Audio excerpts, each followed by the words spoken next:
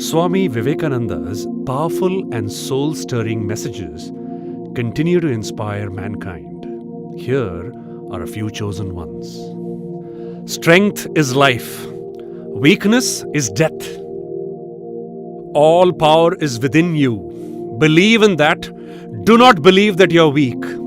Stand up and express that divinity within you. This life is short. The vanities of the world are transient, but they alone live who live for others.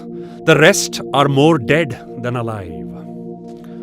Whatever you think, that you will be. If you think yourself weak, weak you will be. If you think yourself strong, strong you will be.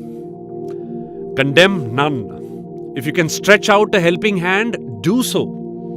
If you cannot, fold your hands, bless your brothers and sisters, and let them go their own way.